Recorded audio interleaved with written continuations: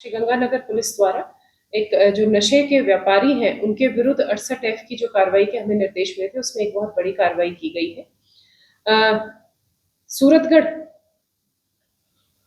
City में जसविंदर सिंह उम्र 36 वर्ष सूरतगढ़ सदर का ये वासी है।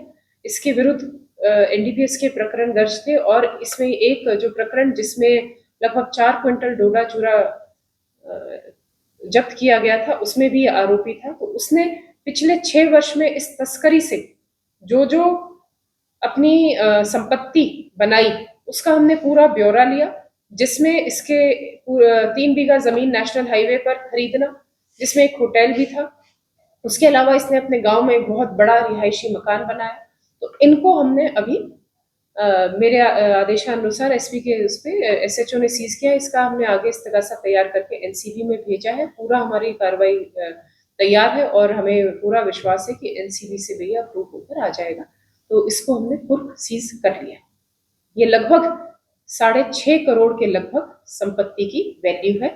मेरा यही सभी से ये एक बिल्कुल स्पष्ट मैसेज है नशा तस्करों के विरुद्ध श्रीगंगानगर शहर में कि अगर आपको लगता है कि आप बच जाएंगे कानून की नजरों से, तो ऐसा नहीं है। अब हम संपत्ति के विरुद्ध जाएंगे। हम आपके जो इस 68F में आपके परिवारजन की भी जो संपत्ति आपने खरीदी है पिछले 6 वर्ष में, हम उसको भी कुर्क करने का हमारे पास अधिकार है। तो हम उस अधिकार का पूरा प्रयोग करेंगे। आप किसी भी तरह से तस्करी में संलिप्त नहीं हो। जो भी युवा वर्ग इसमें जुड़ने का अगर सोच भी रहा है तो बिल्कुल आप इससे दूर हटे। ना ही तो तस्करी में आए, ना ही जो स्थानीय स्तर पर भी जो छोटा डील करते हैं, डीलिंग के डीलर के रूप में, ना ही उसमें आप किसी भी तरह से आप अपने आप को जोड़े। ये बहुत बड़ा अपराध है, युवा पीढ़ी को बिल्कुल खत्म कर रहा है।